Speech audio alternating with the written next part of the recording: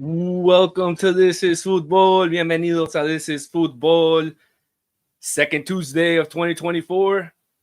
Second time we're here. That means we're batting 1,000. Not to take a little pun out of the baseball world out there, but hey, we're batting 1,000. I told you guys 9:30 Eastern Tuesdays we'd be here. I'm here with you guys. We're gonna have two very special guests, some friends of mine that I know who are both Inter Miami season ticket holders, and they'll have their opinions to let us know, how they feel about what's been going on with Inter Miami over the last, few years that they've been season ticket holders, and we're gonna ask them some questions about some stadium atmosphere. We're gonna ask them some questions, about how they get their tickets, all the little things that everybody would want to know if you're going to go to a game, or if you're thinking about becoming a fan of a club, or an MLS fan, or just a fan of Messi or Suarez. They'll be able to let you know what it is that you need to know about the entire club behind the eyes of an Inter Miami season ticket holder. But let's get into the show. We have a lot of things that are going on this week. The players are back. So there were some rumors that Messi was in town this weekend to do his physical with the team over at team headquarters. The days are counting down to media day. Media day is on Saturday. We got that application in. We're waiting for the response. We've written to our buddies over in other media areas and are hoping that we can see them over on Saturday at Drive Pink Stadium, where the team will host the media for the first time, and Tata Martino will speak to the media, as well as other players like the newest signing, Luis Suarez. He will be in gear practicing with the team, with Tata Martino on Saturday, and hopefully I will have the chance to be there and cover it for This is Football, also for the other a media partner that I work with, Arria Bolso, who covers Nacional. And as all of you know, Luis Suarez has been a big part of the history of Nacional. And so therefore, I will be covering it for them as well. But none of the other, always follow me on social media. You have my @ right there, Danny Solana 5, DANI, not DANNY. Let's get that straight. I'm from South America. We spell it DANI. No hate on on non-South Americans. That's just how I like to spell it. That's where we're from. I mentioned, or we put a clip before the show started, that this show is dedicated to Franz Beckenbauer, and I just wanted to once again say rest in peace to the Kaiser, to the Emperor. He was a standout midfielder. Who he started out as a midfielder and then ended up as a central defender, and he's often credited with inventing what's currently known as a sweeper in today's world of football. And he's one of 9 players who have won both the FIFA World Cup, the European Champions Cup, and the Ballon d'Or. So rest in peace, Franz Beckenbauer, a legend of the game. You will be missed. And like we said, this episode is dedicated to you. So moving on from those words, and we see here, our good friend, Don Cafecito Steve Munoz. How's it going, buddy? Good luck. Hope you get a chance at Suarez. Absolutely. So do I. If I get a chance to be there on Saturday, I will definitely, have a chance to, at least maybe get a word in with him or an interview or something. So that's definitely the goal. Thank you for the support, Steve. You're always out here supporting all of us, myself, the Battered Herons, really all of them, Miami Total Football, all the folks who cover Inter Miami or MLS. So thank you so much for covering. You should probably have your own show because you, my friend, are a absolutely funny human being. And honestly, I think I'm going to have you on. So reach out to me, man. DM me. I'm going to have you on here maybe next week, maybe the week after. But let's have you on. Let's talk some soccer. I want to get your opinions on some things. So reach out to me, buddy. All right, let's keep going forward with today's show. So I did mention the signing. We talked about Luis Suarez, but let's not forget that Inter Miami announced a new signing today. That new signing was Julian Gressel. It's not been, it hasn't been a secret. So definitely everybody knew that Julian Gressel was I I hear you. Chris. I will definitely order a colada over to Steve Munoz's house if he joins the show next week. I will order it and have it delivered from La Carreta or Versailles. We'll see, what's closer to him. But getting back into it, Inter Miami today announced the signing of Julian Gressel, who is a right wing back, could possibly slot in there for Yedlin. Or Harvey Neville, who is still on the roster, and we don't know what's going on with him right now. But big news: a player who played with Tata Martino when he played for Atlanta United. He is an absolute MLS veteran with over 200 MLS games under his belt. He's got a handful of goals. About 25 goals. In the MLS as well. He won the championship last year, the MLS Cup with the Columbus Crew. He was a part of that team, let's not forget. And he was also, if I'm not mistaken, part of Tata Martino's Atlanta United team that won one of the MLS Cups. So an absolute fantastic signing. The Inter Miami signed him to a 3-year deal with an option to a 4-year. Let's not forget he is 30 years old. So if he plays out the length of that contract, he would play into about his 34 years old, and that's a little bit high in soccer age, but we'll see how that works out for Inter Miami.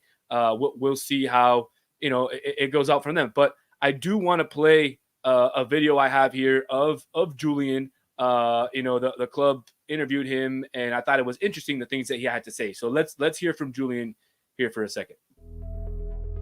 It's a club that wants to win, wants to be ambitious over the next few years, and obviously that's shown over the last summer with who's come here as signings, and I want to be part of that.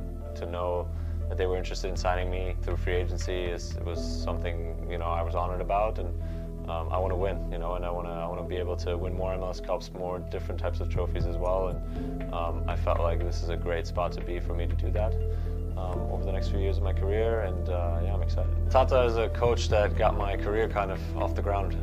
He drafted me out of college, and I was able to then play right away for him in Atlanta in a few different positions. We have a good relationship. He's a great coach, a tactical coach that I think demands a lot from you, and then has his clear ideas of how he wants us to play. And I'm excited to kind of work to him again through a preseason to get ready for a really difficult season. I think what it's going to be, but I'm super excited and pumped to kind of do that. And I think first and foremost, I'm a hard worker. I'm a guy that gives everything every single day, that tries to get better every single day, that tries to work through ups and downs, not just in the season but throughout his career. And I'm a guy that believes that if you put in the work, that then you'll be rewarded.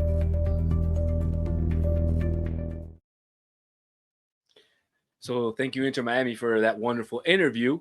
But as you can see, it looks like Julian Gressel is ready to hit the ground running. He's ready to get out there on the field, with Messi, with Suarez, with Campana, with Busquets, with Alba.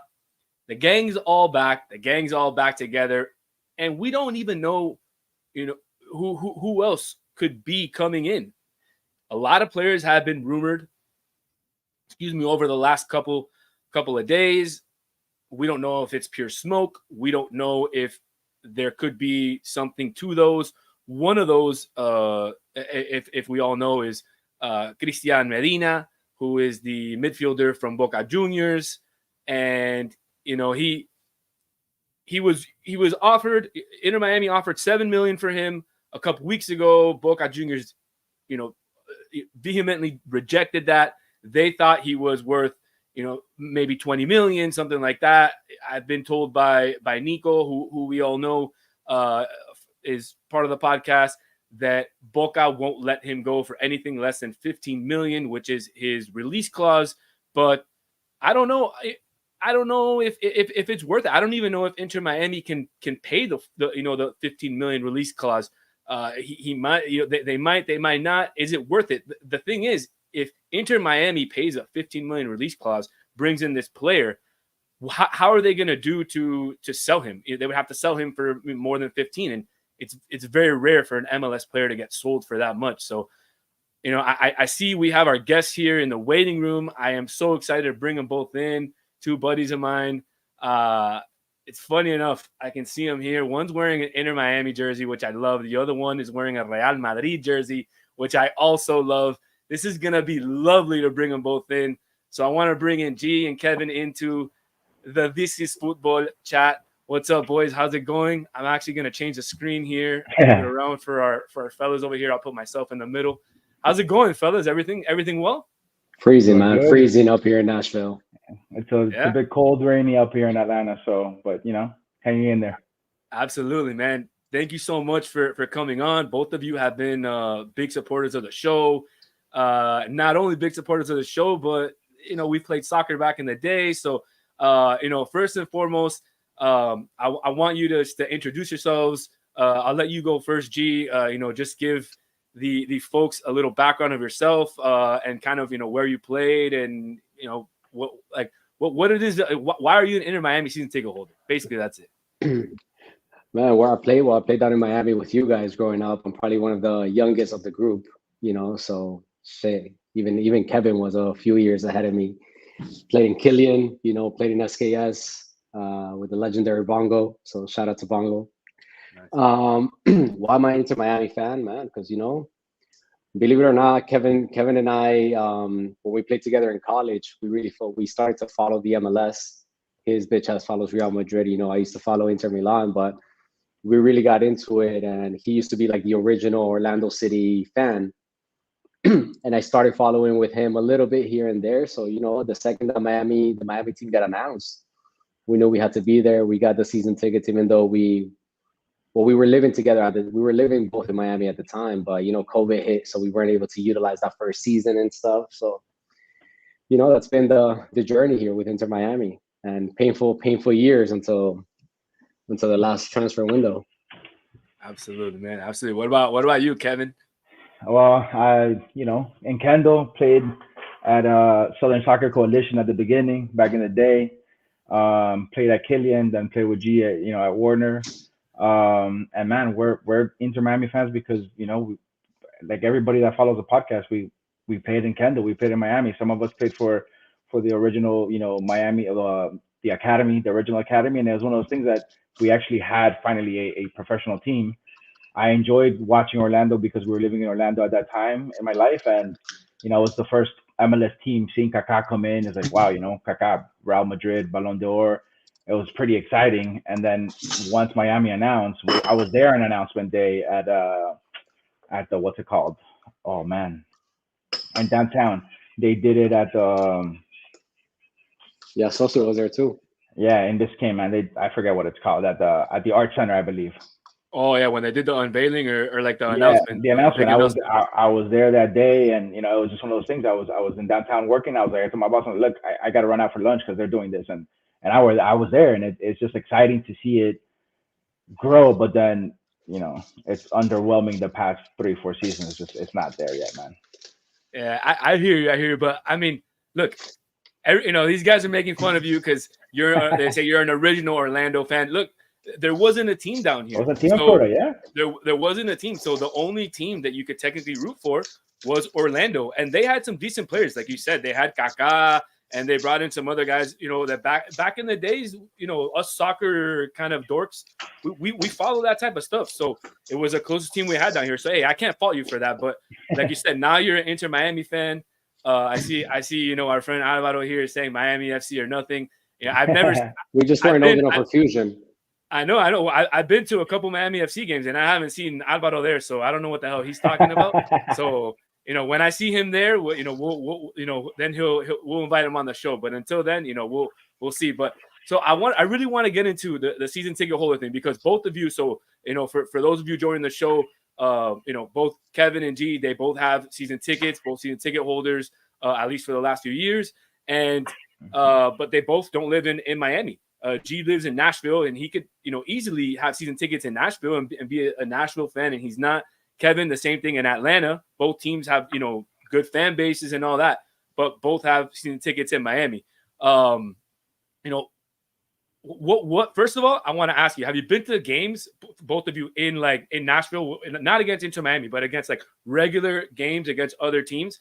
And then when you come down to the Inter Miami stadium, Drive Pink, now that Inter Miami has Messi, can you give me kind of both of your kind of opinions of like what the two different of the fan bases are? Like when you go to a Nashville game or an Atlanta, because I've been to an Atlanta United game. I've never been to a Nashville game over there. So, I mean, Kevin, I mean, you can tell me, I know, but go for it. So I've been to all three. Obviously, there you go. G was my best man at the wedding, so I visited him often, and I was able to see the final in Nashville, and that was epic. That was one of those things that it was insane. There was probably more Inter Miami fans than there were Nashville fans. But here in Atlanta, it's just the culture, man. The stadium, and just being like, we have the best MLS stadium, and in Atlanta, right, in the city, and just the stadium itself is amazing. But it's not a sole soccer stadium. Yeah, exactly. Well, it's not a sole soccer stadium, but but the fact that it's mainly for that, like, who watches the Atlanta Falcons? Come on, like, the stadium is. It is a good. The only thing is missing is real grass, because real grass. Really, the turf sucks. But honestly, I mean, it is a badass stadium. I mean, really, you can go to an Atlanta United game on a Saturday and eat some Chick-fil-A, and it's all good. I mean, honestly, just right there, you're winning. I mean, you're winning. Well, and let's talk about the food and the cost of actually going to a game, and you get $4 drafts, $5 drafts, where in other places, I don't want to say where, you're paying $20. No, you can say $18. I think. I mean, at Drive Pink, it's insane, you're paying man.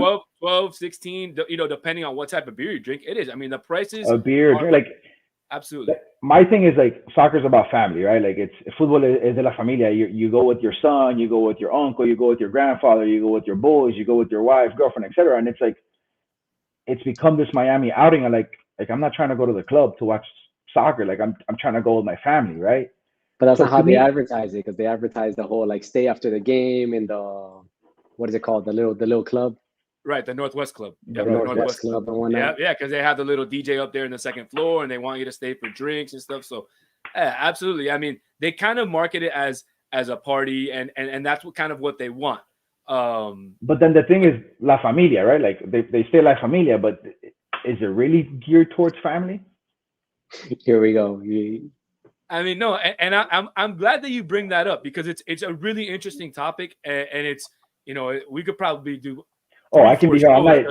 That's what I'm saying. So, but it's really good that you bring it up, and I know G has a completely opposite opinion here, and I see both sides. But I mean, Inter Miami was, I guess, family friendly, before Messi came here, when the tickets were like that, and everybody complained because they wanted, Inter Miami and they wanted the front office to bring better players and all that. Well, hey, they, finally, George Mas, David Beckham has put up their end of the deal. You have to, bow down and give them props. They brought you Messi, they brought you Suarez, they brought you Jordi Alba, they brought you Busquets, all guys that you hate because they all played for Barcelona. But now you have to love them. Gee, how about that, bro? How does that feel that Kevin has to love all the Barcelona players now? I know we were together cheering Messi's first goal when he scored that free kick against Cruz Azul. We were watching it in Atlanta, and he had to celebrate it. He couldn't help himself not to. Yeah. So I know, like Kevin says, he wants it to be more of a fan, and I know we've talked about this offline, and we've had kind of chats in our or discussions in our chats and stuff. So what's your point of view in terms of like bringing Messi in, all these star players, and now the prices are going up? Well, hold on, Danny. First, to go back, the atmosphere here when we went to like the Nashville Stadium, I was pleasantly surprised. They have like their little barra brava going. People are standing, singing the whole time. It's not as intense as the one I'd say in Miami, but the stadium was packed. And the game that I went to, the first one was, who was it? I think it was against the Galaxy, and the Galaxy sucked last season. Yeah. So it wasn't even like, hey, we're going to see some good players. But the stadium was pretty packed, and it gets pretty packed, I think, every single game. So they have a strong following, because I think Nashville, very much like Orlando, is one of those expansion clubs that had a following in the USL before they actually made it to the MLS, So those teams, I think, just historically have a stronger core fan base. Whereas like your Inter Miami, unless you've been around for the Fusion or one of the USL teams that didn't necessarily make that promotion or funny that enough, upgrade. a lot of the Vice City guys in the Barra Brava used to be On the Fusion. in the Ultras when it was a Miami Fusion, and That's I know amazing. a bunch of them. So it's unbelievable that they would come and cheer on, Chris Henderson when he was a player. Now Chris Henderson is the general manager, or the president of soccer operations, whatever, and they're coming back to cheer him on, and it's kind of crazy. It's all come full circle. So. But yeah, now talking about now the Inter Miami, you wanted to say. What were we saying about them? No, that I was asking you. You were talking about the atmospheres, and you said you were pleasantly surprised about Nashville. But then we were talking about how the prices now here in Miami are going up, and how fans like Kevin, and other Real Madrid fans are saying, complaining about prices going up, that they want to take their families to the game. And I guess how do you feel about that?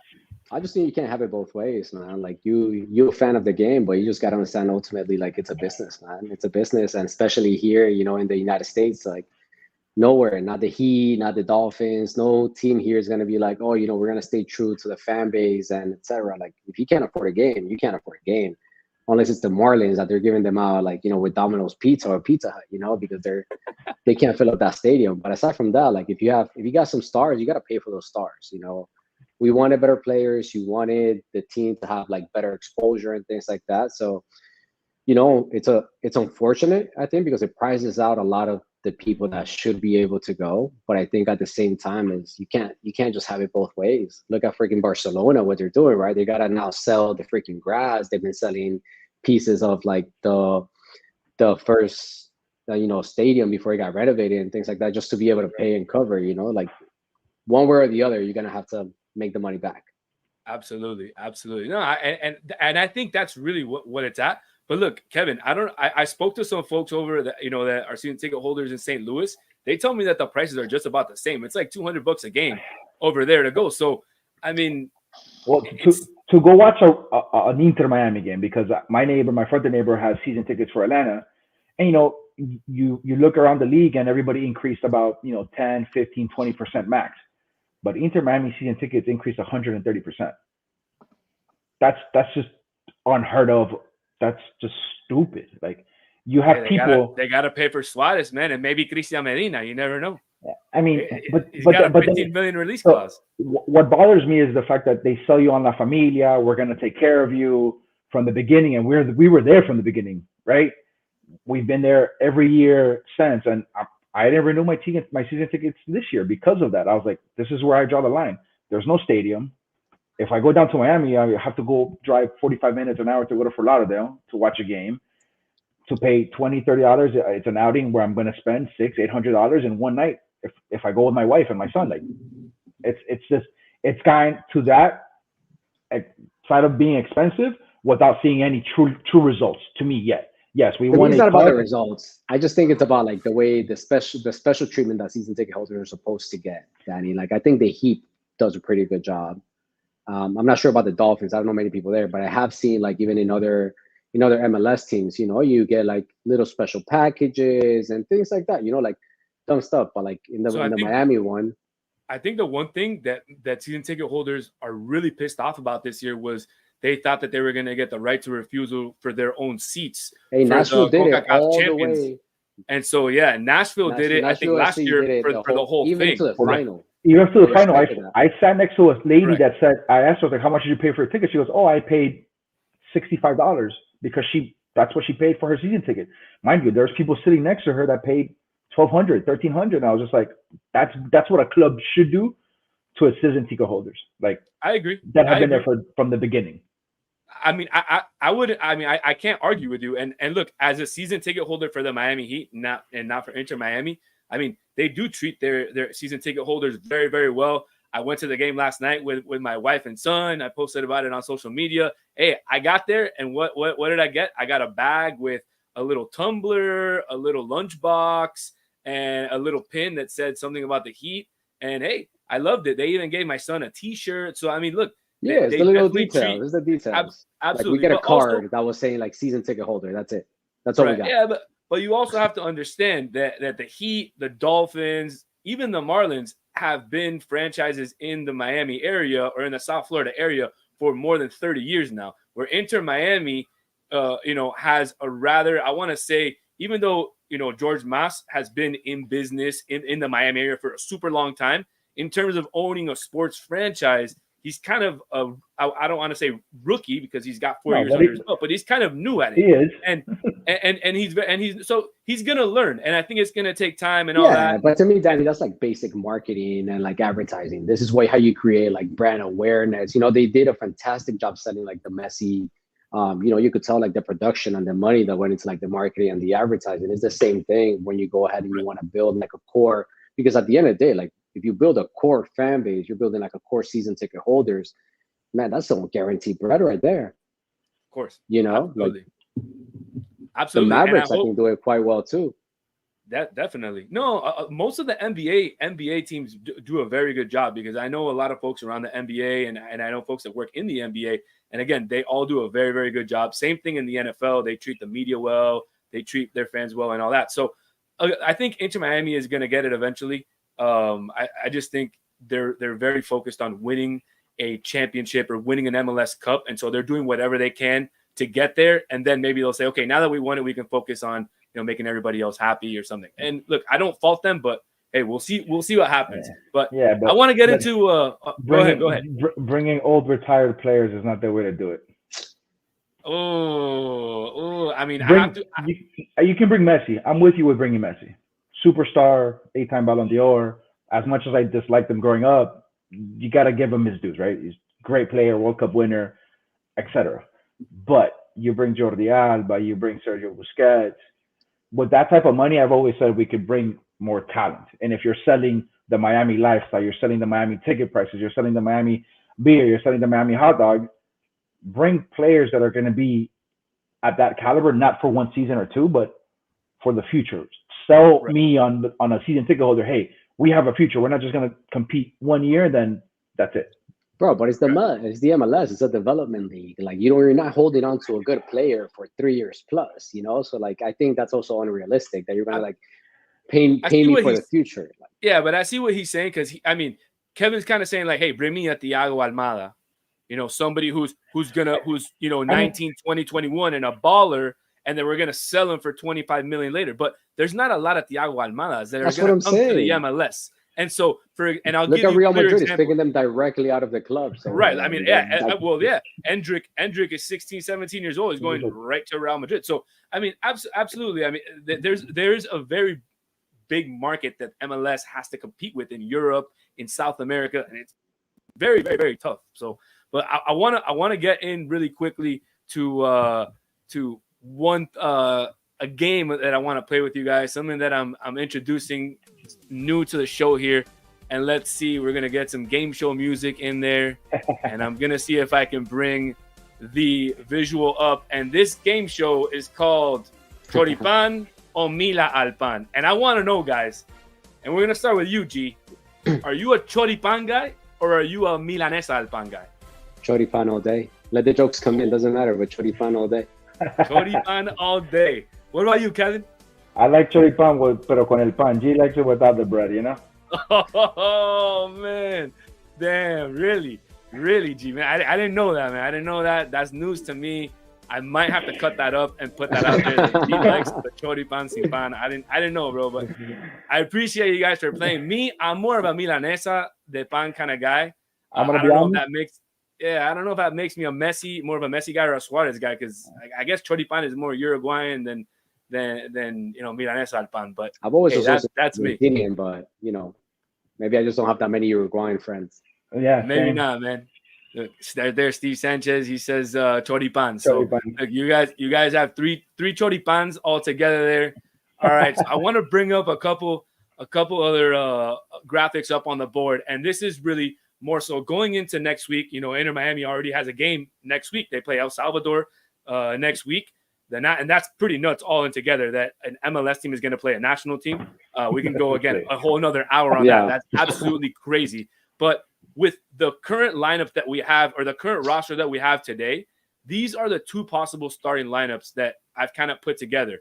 And I'm going to throw it up there, cover my face, and I'm going to let you guys kind of go at it. But, we have Drake Callender, the one and only back there in the keeper. And absolutely. And Tata has shown that he'll either play a 3-5-2, kind of 5-3-2-ish, or maybe a 4-3-3. So I kind of went with the 3-5-2 first. And right now, I mean, the back line does not look that strong. I mean, I put Noah Allen in there because that's where he kind of played.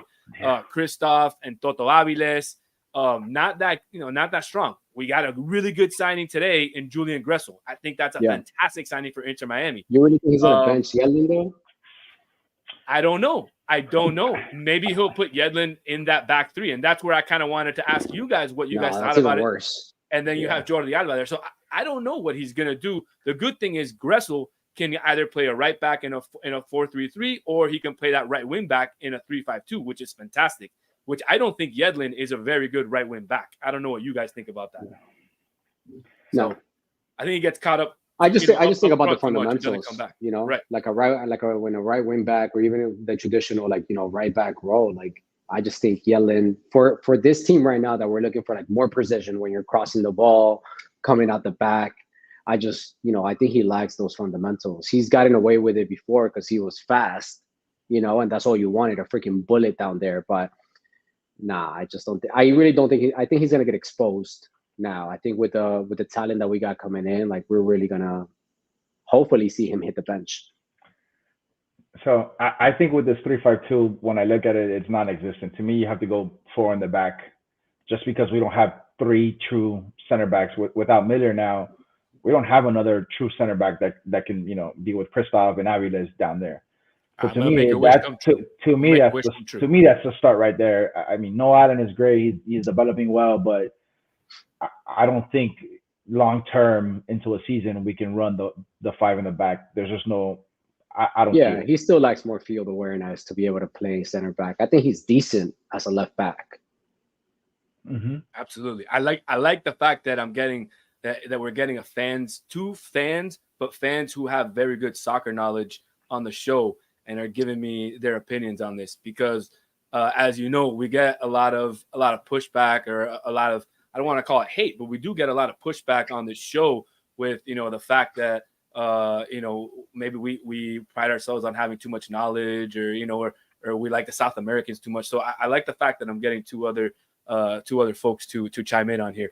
But there you go. I put the 4-3-3 up there. I know I shared this with you before. I know G was extremely pissed off at me because I left somebody off. I even forgot who it was. So I'm gonna let you remind me, man. I don't even remember who it was. Bro, Robbie Robinson's gonna take over that left wing, man. I have big money riding on him showing up this season. Really? So you think Robbie Robinson is gonna put Taylor on the bench in that 4-3-3, or maybe somebody else that Inter Miami would bring? I think so, man. I really, not like bullshit aside. I really think he'll give us like a good 15 minutes a game, and just bring another feel to it. You know what I mean? Because we I especially think with all the games that Inter Miami is going to play this season, there's going to be minute management, if you will, for the likes of Messi and whatnot. Because you really want to milk that. You really want to make sure that he gets more games instead of just playing the whole 90 minutes. Maybe averaging a good 60, 75 minutes. I think would be naive not to think that like this season, given his age and where he's at in his football career, that we're not going to go ahead and do some LeBron numbers. We're gonna decrease some of the minutes that he's getting regularly. So right. I'm gonna go off track here, and to me, you're missing a player that was key in our second season, and going into last year at the beginning. Mota played well. He's not even on here. I don't know if we still have him. I think we still do. Yeah, and he's still on the Inter Miami roster. I just didn't, like I said, I didn't put him on there. Well, I don't. So if he is going to stay on the team, and if that's what Tata wants, to me, the 3 starting midfielders should be Busquets, Gregory, and Mota. Gomez, Paraguay national team, etc. But to me, they're still too young. Gomez, I have zero faith in Gomez. I rather put Farias up top for Taylor, and Suarez and Messi up top, right? Farias, Suarez, and Messi. I'd have them up top, and go a bit more, Gregory Busquets and let Mota, kind of I could run see through. that. I could see that, but I don't like that you're kind of going back on your own thing, Kev, because you said that you wanted the young guys and them to, invest in the Well, young players. And so you have Gomez, who's a U22, and, you have these other guys who, you maybe have a Cremashi or a David Ruiz. Personally, I would prefer Inter Miami. If I were an Inter Miami diehard fan, to get, to trade or get rid of Mota and Gregory, bring in two or one really good center back, which, and for those of you folks who have stuck around here, I see that there's 8 on here as far as on the YouTube. I don't know who's watching on the other platforms, but for those of you who have stuck around, breaking news, Inter Miami is looking to trade for a center back within the MLS. So they are looking to trade for a center back within the MLS. So who are we trying to trade? Like, who's on the platform to be traded? That I can't share with you yet. But apparently Mota and Gregory. So, but yeah, I'd be all for it. Yeah, Ruiz showed he's got potential. Obviously, Crema had a really good season. Gomez has his Gregory would be dumb, man. Like, we need a but Mota, yes. Yeah, Mota, let him go. He's replaceable. We got the likes of Ruiz and Cremashi that I think, are quite versatile in the midfield. Mm-hmm. But to let go of like your other good, solid D mid, I'm not gonna say he's fantastic because we didn't have him most of the last year. But he's proven himself to be able to control like a 5. Yeah, I mean, I think he's good enough to give good minutes. I don't think he's good enough to be the starter for an MLS Cup team. That's my personal opinion. Okay. I think he lacks. I think he lacks a lot of technical ability to be that 5, and I think Busquets needs to be that 5. Now, the reason why I mentioned Gregory as a trade is, or as maybe getting sold, is because they've been mentioning him a lot. He's been linked to Bahia, he's been linked to Botafogo. So he's been linked to clubs within Brazil, and so correct. We could get at least what we owe him or more, a little bit more. Correct. So it's definitely a possibility that he's one to go. So that's why I mentioned that. But all right, guys, before I let you go, I want to throw up one more thing up there that I didn't share with you guys before, but I want your guys' opinion on this, even though I know what it's going to be. But this is what La Tabla de Posiciones looks like in the eliminatorias right now in South America. I want only your guys' one team there is undefeated, Danny. I know, but I want to know. Give me the 6 teams that are going to the 2026 World Cup. It's easier to give you the 3 that are not going to make it. All right, there you go. Give me the 3 that are not going to make it. Let's do it that way. Bolivia, Peru, and Paraguay. The bottom 3 for me. Well, no, the bottom 3 for me. I don't think Chile's got it in them this year, man. I hate to say it. Chile's always been good, multiple Copa Americas. I don't think they have it in them to make it to the World Cup. I think Chile, Bolivia, and Peru will be out. All right. Wow, some big statements there from these I think guys. Colombia top three finish for sure.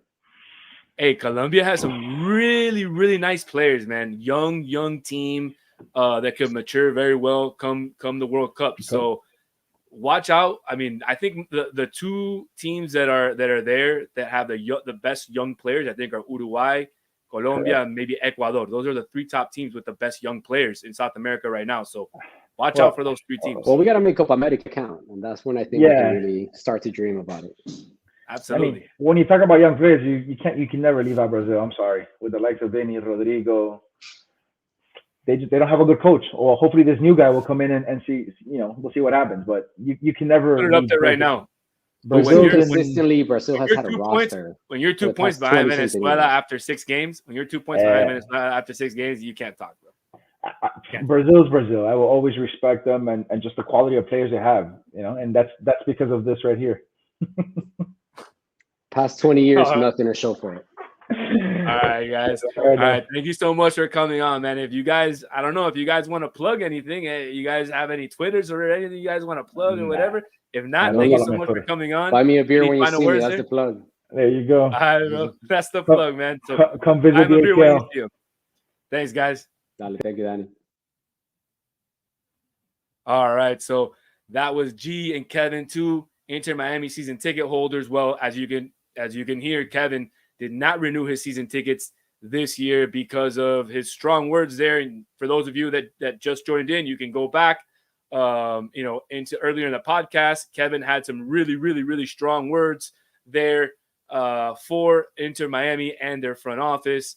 I think we've had a fantastic program.